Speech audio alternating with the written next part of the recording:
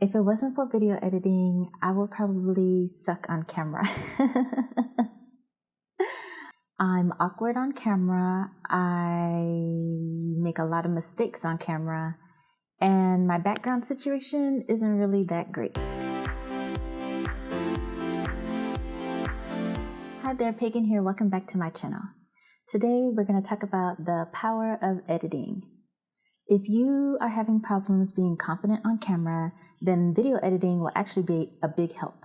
I'm not going to say that video editing is the solution that will fix all your problems, because honestly, it can't fix everything.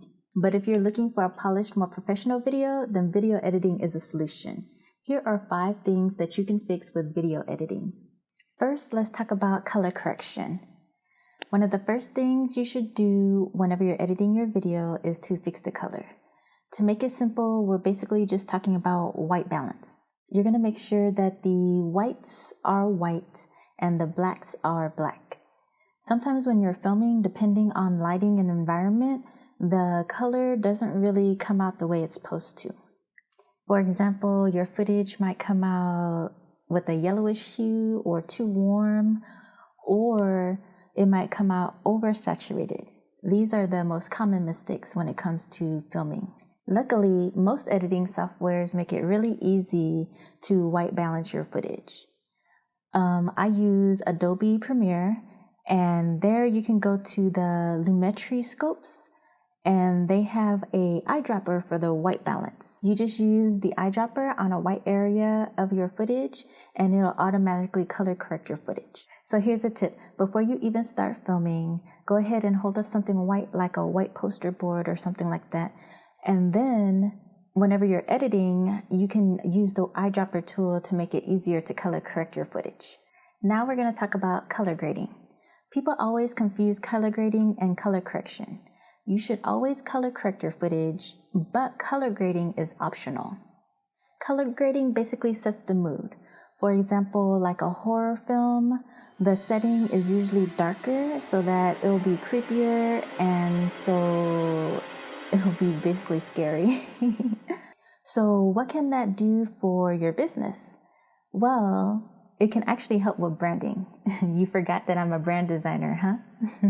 If you're trying to create a mood like a cheery mood, a chic mood, a bohemian mood, color grading can actually help with that. One of my favorite YouTubers to watch is Carly Chrisman. If you look at her YouTube videos, her YouTube thumbnails, her Instagram, you'll notice that everything is desaturated. I think she made a joke about how she hates color. This desaturated look is part of her brand, and I think it makes her stand out against all of her competitors. The third thing I'm going to talk about is sound. The standard voice level for television, or I should say US television, is between -6 decibels and -12 decibels. So for some of you, whenever you're talking on videos, you might have to lower your levels.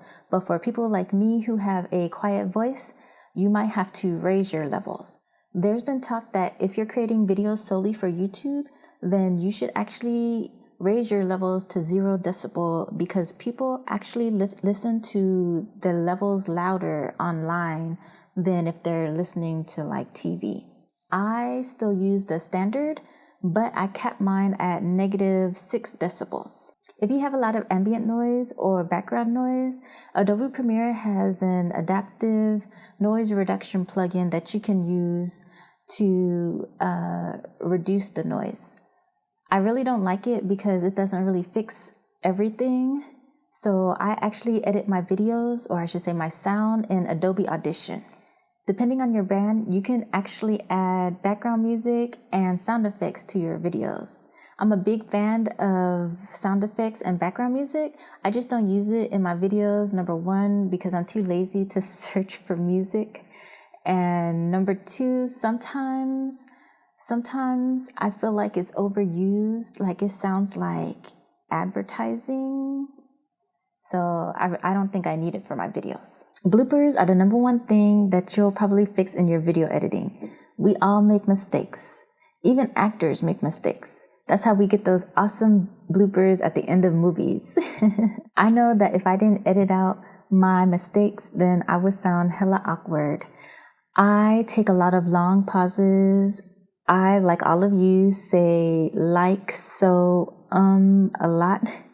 There's times when I forget what I'm supposed to say, or I remember later and I edit it in later. There's so many ways that you can fix mistakes with video editing. If your bloopers are funny and cool, then you should really keep them and add it to the end of your videos to add a little personality. Video editing can add a little personality to your videos. Basically, with the combination of everything I mentioned before, you can create personality, or you can add personality to your videos. You can edit out awkwardness. You can change the composition of your film. You can add background music, sound effects, and you can actually add graphics too to make your videos more fun. As an example, I created a highlight reel for Chris of CKC. She wanted a highlight reel for her Twitch videos. You can check it out up here in the card above. Basically, I used illustrations, images, text, and bloopers to create a more personable highlight reel that fit her brand. I could have also added background music and sound effects to make it funnier. Remember, this is all dependent on your brand, but everybody wants to see a little bit of yourself added to your videos. Remember, people fall in love with people. Those were the 5 things that you can fix with video editing. We went over color correction, color grading, bloopers, sound, and personality. Do you use bloopers at the end of your videos? Let me know in the comments down below. If you like this video, hit subscribe for my latest videos. And I upload videos every Thursday at 1:30 p.m. Central. Until next time, bye.